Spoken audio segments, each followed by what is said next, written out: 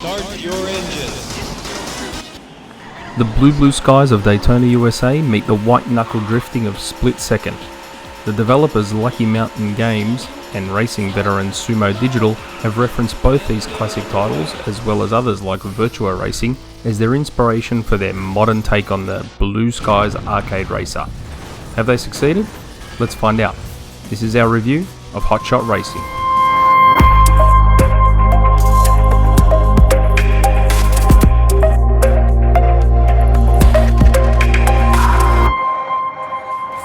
Up until very recently, the now vaporware 90s arcade racer was the lone hand trying to revive the Blue Skies arcade racing genre. But of course, it was not to be. And then we had Horizon Chase Turbo, which released on mobile and consoles, which was a pretty good effort, but probably a little bit too simplistic for most. But thankfully, we now have Lucky Mountain and Sumo Digital, who have given us what is ultimately the only heir to the arcade racer throne in Hotshot Racing. And the second you boot it up, a wave of nostalgia will absolutely smack you in the face. From the polygon-based graphics heavily inspired by Sega's classic Virtua Racing, to the outrageous drifting mechanics reminiscent of Sega's other classics, Daytona USA and Outrun 2. Those old enough will feel right at home with Hotshot Racing, a game that perfectly captures the feeling of the arcade races of the 90s, a genre that absolutely dominated the arcades at the time. And given the rarity of racing wheels in homes these days, it's pretty clear the developers had fine-tuned the gameplay for a controller, as the twitchy handling of games like Daytona, Outrun and Virtua Racing were far better suited to the wheels on the arcade cabinets they released on. And alongside the classic drifting, like Split Second, you also have a meter build-up, which in this case is for a turbo. And you build this meter through drifting and slipstreaming behind other racers. And once you have enough, press A for a turbo boost to hopefully put you in the lead. Or I guess catch up if you've fallen too far behind. But what you see is what you get here. The visual style is unapologetically intentional, not only to tap into the obvious nostalgia, but also to allow for uncompromised performance, even in split screen, which is a welcome addition and not common in games these days. This has allowed for parity across all versions of the game. Now remember, this is an arcade racer through and through, so you're not going to get all of the options and modes you'd normally get from a sim racer or even more modern arcade racers like Forza Horizon. This is pure arcade racing, which means it's short, sharp and punchy. But there are some newer modes that have been added to the game that go beyond the traditional ones fans of the genre come to expect. So you've got your standard Grand Prix, your time trial, your single race, and you have this new infection style cops and robbers mode, where the cop cars have to take out the robbers and convert them into cops until there's no robbers left, with the ultimate goal being to earn the most cash. Now the game randomly chooses whether you start as a cop or a robber, and in my experience it seems a bit harder to win as a cop than a robber, because a robber's first job is to basically survive, with money being the secondary goal. But even on the normal difficulty, the cops get quite aggressive and seem to be able to keep up pretty easily. They've also added their unique take on an elimination mode, which is called Drive and Explode, where you basically need to maintain top speed, which keeps increasing with time, and you can't slow down and you can't crash out. It gets pretty intense and it's pretty unique. You actually have a life meter, which obviously goes down each time you get hit or each time you hit a wall, but you do get some of that life restored as you hit checkpoints.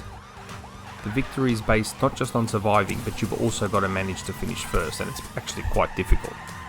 Both of these modes sit alongside the traditional arcade mode within the single race umbrella, but there are also online modes as well as offline. Now, while selecting a car type based on its stats and colour variants isn't really anything new in the genre, selecting a racer isn't quite as common in this type of game. Hotshot Racing gives you a selection of 8 international racers.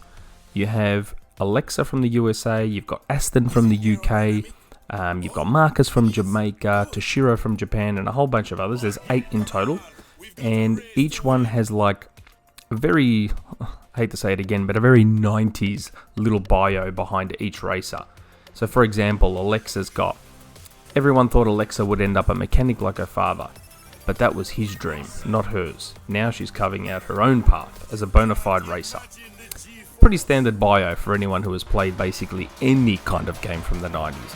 And I gotta say, I think it's a nice little touch that really gives that feeling of games from the time. And each racer has a colour swap or a colour palette swap that you can pick from. Now, I mean, obviously that's not very in-depth customization, but it's just enough to sort of give the player a little bit of an attachment to the character and invest deeper in the game itself. But of course, this is 2020, and you can't release a game in 2020 without any kind of modern touch or modern flourish. And of course, there's a little something here in Hotshot Racing. So basically, you've got in-race challenges, as well as money earned through winning races that go towards unlocks, which come in the form of customization options, which is just effectively color palette swaps. You've also got body kits for the cars, like all different types of body kits, which can be unlocked as well. So again, nothing too deep, but enough to help the player stay invested. It also helps add a little bit of replayability as well as depth to what would otherwise be, let's be honest, a pretty shallow game had it released as bare bones as the games that inspired it. I've got to say though, some of the achievements are actually pretty funny. There's one where I assume it can only be achieved in the elimination mode, where you have to try and pass the finish line on fire. There's also another one called BMW Driver, which you achieve by slipstreaming behind someone else for 5 seconds, which is pretty funny. Even as someone who grew up with people who were BMW drivers, I gotta say it's pretty accurate. Obviously, fans of classic arcade races from the 90s are going to feel right at home here. Lucky Mountain have clearly demonstrated an understanding of what made those games so great, while adding just enough modern modes and systems to allow for both better replayability and player engagement. But even for those who didn't grow up on the genre, Hotshot Racing will provide a nice palate cleanser from more in-depth races like Forza Motorsport, Forza Horizon, Gran Turismo and the like. And it also happens to have a completely reasonable price tag given the polish of this title and what's on offer.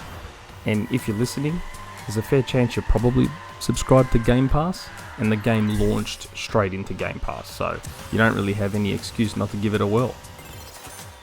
And as always, if you like our stuff, please like, subscribe, follow us on our socials, and if you don't mind sparing a coffee a month, support us on Patreon. And of course, be sure to visit XboxEra.com for more. Ciao for now.